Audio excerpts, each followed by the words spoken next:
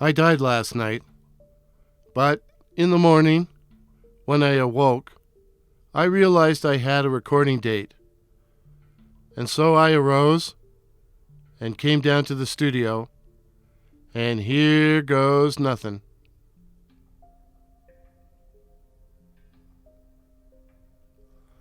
Rambler, 1971. Peter was the first to get his hands on a car, so we used to go cruising around, smoking cigarettes, listening to the hits on AM radio, and engaging in ribald badinage, i.e. trash talk. We rejoiced in our newfound freedom, but after a while, there was a certain sameness about our nightly perambulations. Kerr Street to Lakeshore Road, to Clarkson to Lakeshore Road, to Bronte to Lakeshore Road to Lakeshore Road? We then discovered there were only so many times we could cruise the Satellite Restaurant, home of out-of-this-world food, or country-style donuts. Freedom was replaced by ennui, which is a fancy French word for boredom. And so we looked for diversions, and that's why we started tailing people. The idea was simple. See a car, especially one with girls in it, and follow them without alerting them to the tail, which was not that easy to do, especially in a small town. It certainly spiced things up, even if a lot of our trips ended at McDonald's or at the mall. Early one spring evening, when we were all 18 years old, we were heading south on Kerr Street, totally bored, when I saw a strange vehicle heading north, a black 51 Buick. Hey, it was an auto town, so we knew all the cars. "Did you see that thing?" I yelled from the back seat. "Yeah, that's an oldie," Peter said absently. "Follow it," I demanded. "What for?" "Just do it." Traffic was light, so Peter was able to pull a U-ey, and we caught up to the Buick at the lights. "He's hanging a left on Spears," Peter said. The Buick proceeded west, with us right behind it. It felt pretty obvious, but there was nowhere to hide. We could only hope the driver was so intent on his destination he didn't notice us. He turned right on 4th line. "He's heading for the Queenie," Peter said over his shoulder. "Maybe," I said, "but let's stick with him." The Buick crossed the train tracks, slowed, and then hung a left, turning onto the old dirt trail leading to the premier party spot in our little burg, the old silo. "Why the hell is he going out there?" Peter wanted to know. "Must be party time. Let's find out," I said. "Drive on and pull into the parking lot at Jelinek's. There's nobody around at night, so we can park there." "And then what?" "We walk to the silo." Shit. We parked in the lot behind the small factory. After a brief discussion, we decided to cut through the woods rather than approach by the train tracks, where we'd be much more visible and in danger from any passing trains. It was cool in the woods, with a few clumps of snow on the ground. I was glad of my windbreaker.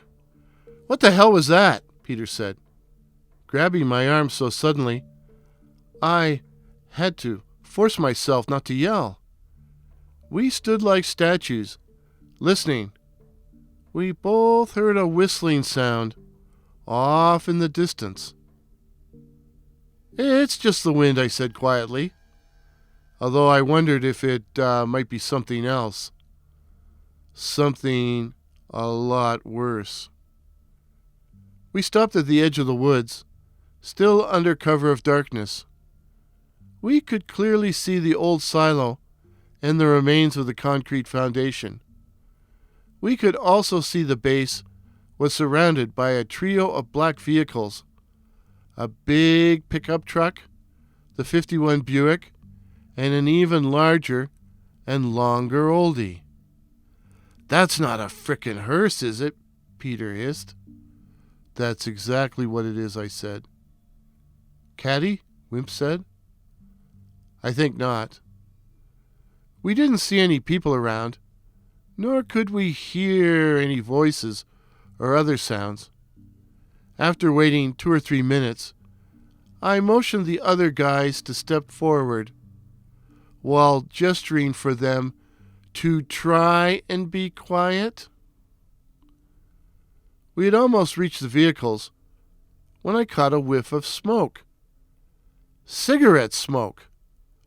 Whirling around, I saw Wimpy had a Rothman's hanging from his hanging overbite. "Put it out," I whispered harshly. "Why? There's nobody around here," he answered in a loud voice. I didn't argue, just knocked the butt out of his mouth and turned quickly before he could start a fight.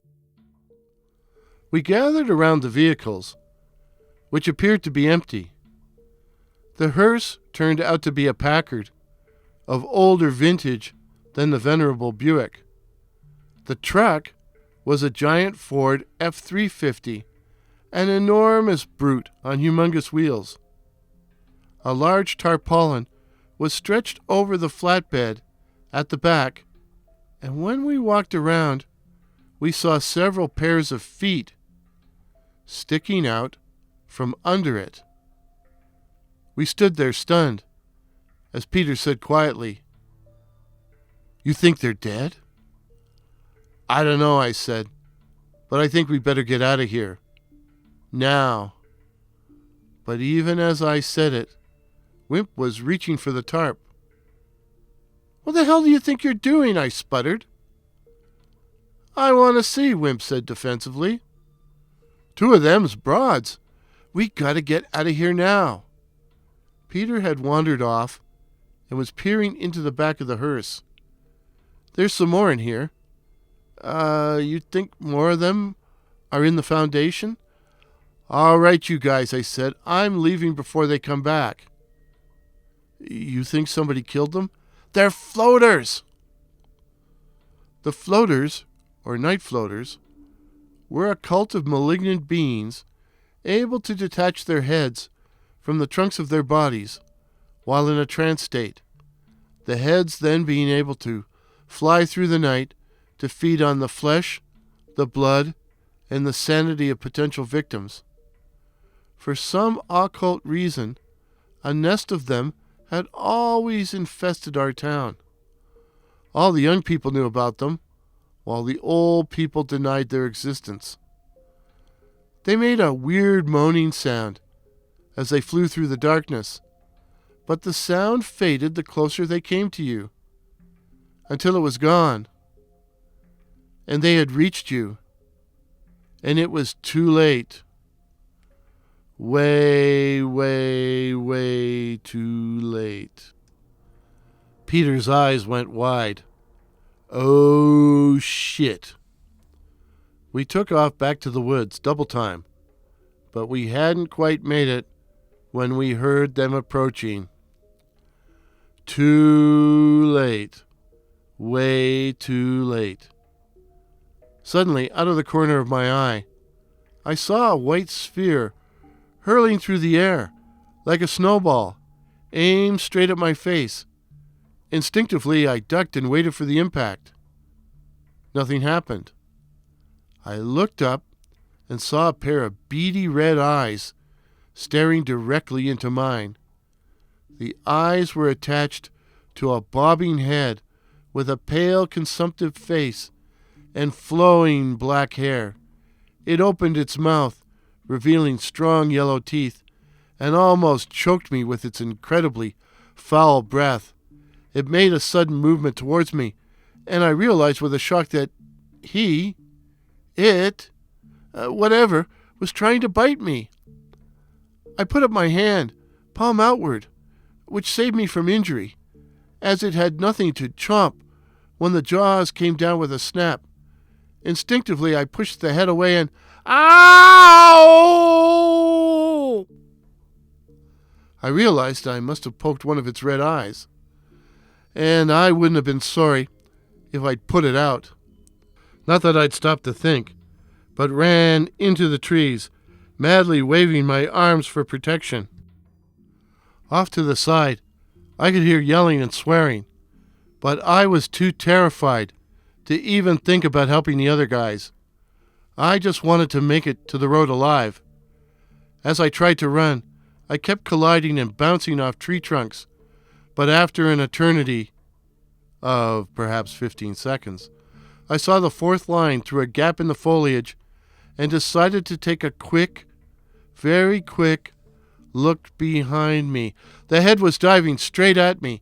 I didn't have time to raise my hands, but did manage to lower my head. Crack! I saw stars and would have fallen on my ass if I hadn't crashed into a tree trunk, which held me up. As for the head, it lay on the ground, obviously knocked out.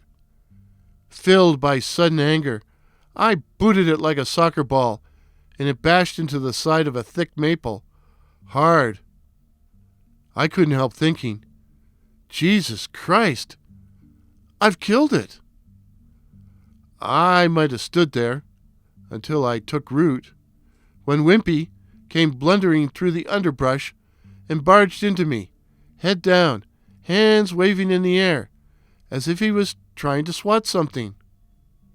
He was. A female head. And I found myself thinking, Wimp finally gets a girl interested in him. And he pushes her away. And I began to laugh. Run, Wimp yelled, slamming the palm of his hand into my shoulder, forcing me back until my brain caught on. And I turned and began to stagger towards the fourth line, which still seemed too damn far away.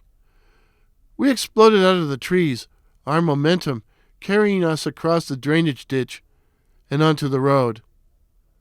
I turned and looked back towards the woods, but I couldn't see any heads, any floaters, or Peter. And he had the bloody car keys. Where the hell? I started to ask, but Wimpy was already charging back into the trees, and I followed. We found Peter on the ground, head down, arse up, trying to shield the back of his neck from two female heads, ugly women with lank, stringy hair. Wimp grabbed a branch and, using it as a cudgel, swung at them, forcing them to back off. "Help me, asshole!" Wimp roared. Darting forward, I grabbed Peter by the collar and pulled him to his feet. He was conscious and began running without any encouragement. "Wimp," I yelled, and he came racing after us, still clutching the branch.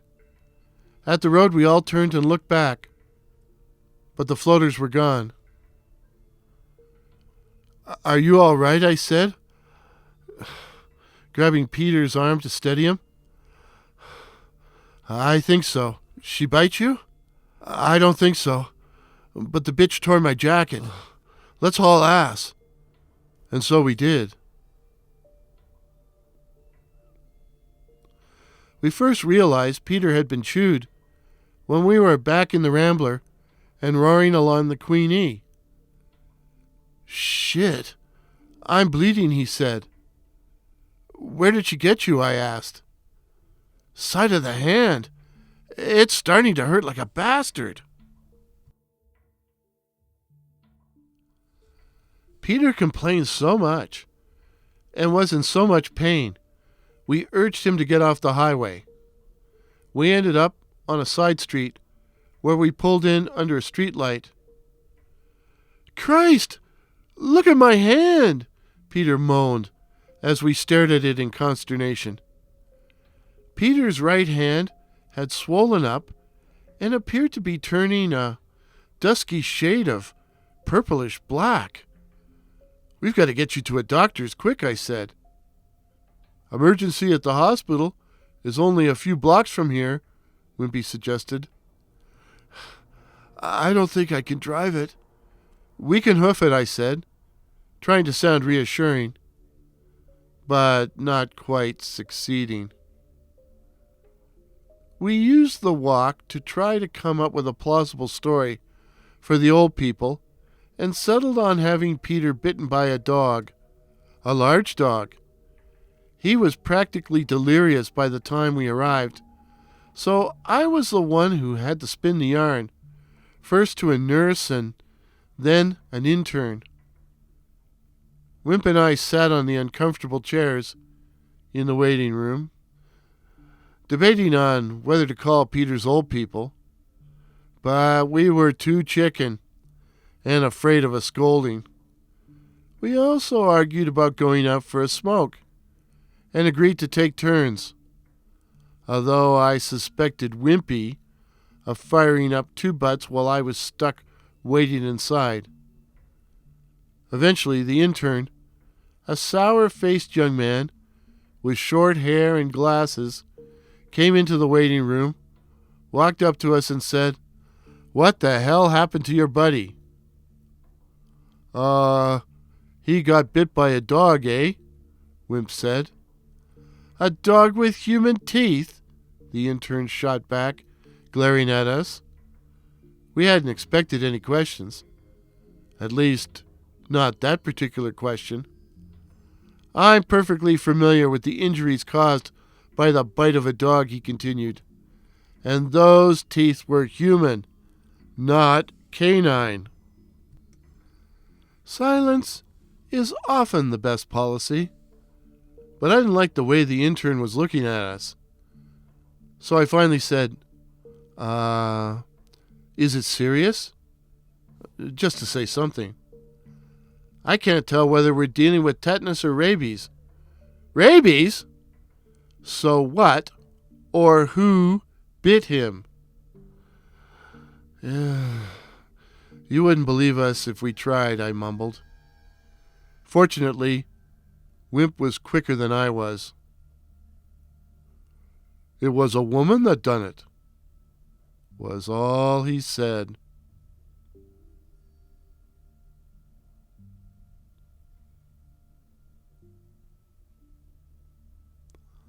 After that, we didn't go cruising for a while.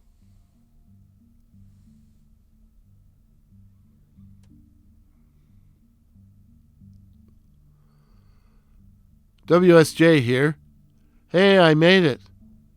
As you can hear, I'm fighting a head cold, but I had studio time booked and decided to go for it anyways. Besides, I believe in the actor's creed. The show must go on. And so it has. But if I hear in the comments that you all like my voice this way, I think I'll go jump in a snowdrift and end it all. I tell original stories of cryptids, such as the night floaters, and of the paranormal. I hope you'll like, share, comment on this video, and consider subscribing for more weird tales from Regina, Saskatchewan. And remember, stay hungry. What was it they say? Feed a cold, starve a fever? Maybe 2 or 3 fingers of Fireball. Yeah.